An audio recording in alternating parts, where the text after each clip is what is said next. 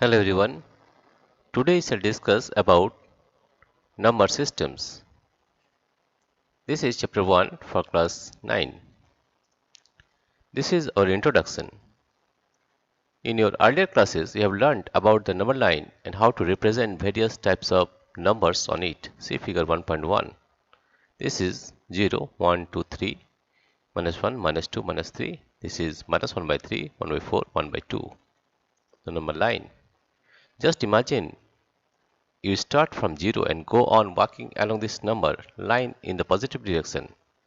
As far as your eyes can see, these are numbers, numbers and numbers.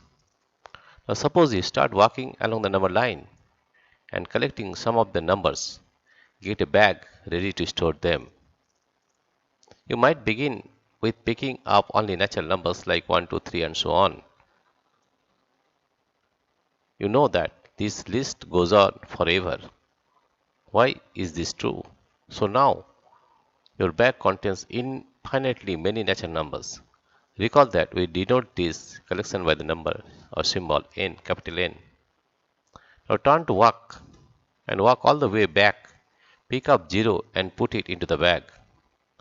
You now have the collection of whole numbers which is denoted by W.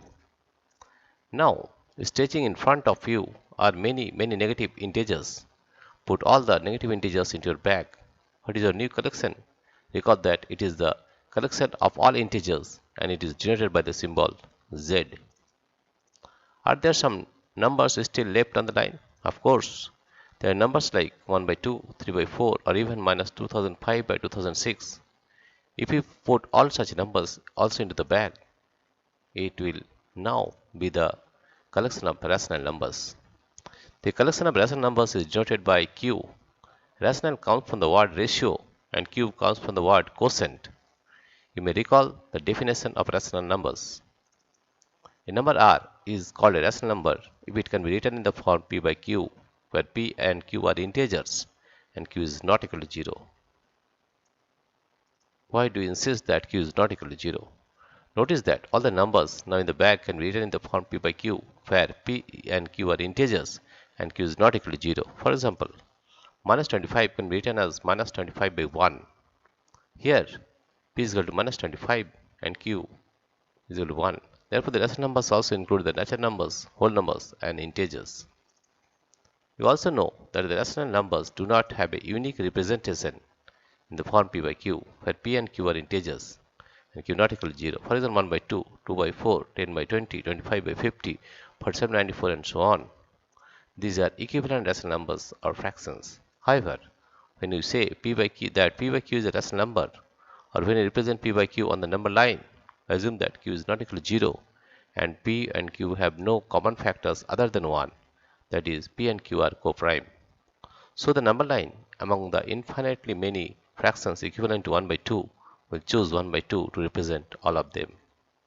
Now let us solve some examples about the different types of numbers which we have studied in earlier classes.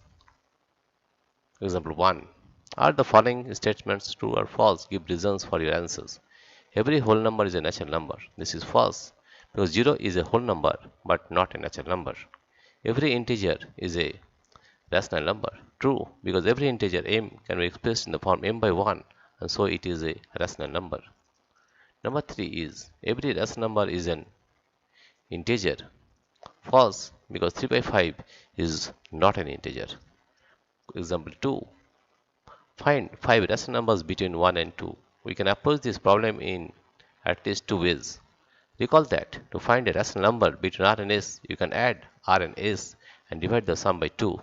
That is, r plus s by 2 lies between r and s. So 3 by 2 is a number between 1 and 2. You can proceed in this manner to find 4 more rational numbers between 1 and 2 if these numbers are 5 by 4, 11 by 8, 13 by 8 and 7 by 4.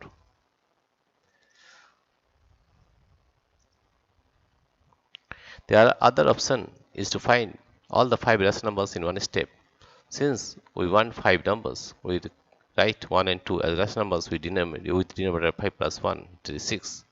Or 1 can be written as 6 by 6 and 2 can be 12 by 6. Therefore, then you can check that 7 by 6, 8 by 6, 9 by 6, 10 by 6 and 11 by 6 are all rational numbers between 1 and 2. So, the 5 numbers 7 by 6, 4 by 3, 3 by 2, 5 by 3 and 11 by 6. Notice that in example 2, you were asked to find 5 rational numbers between 1 and 2, but if must have realized that in fact there are infinitely many rational numbers between 1 and 2. In general, there are infinitely many rational numbers between any two given rational numbers. Let us take a look at the number line again. Have you picked up all the numbers? Not yet. The fact is that there are infinitely many more numbers left on the number line. There are gaps in between the places of the numbers you picked up, not just one or two, but infinitely many. The amazing thing is that there are infinitely many numbers lying between any two of these gaps too. So, we are left with the following questions. What are the numbers that are left on the number line called? How do we recognize them? That is, how do we distinguish them from the rationals? These questions will be answered in the next section.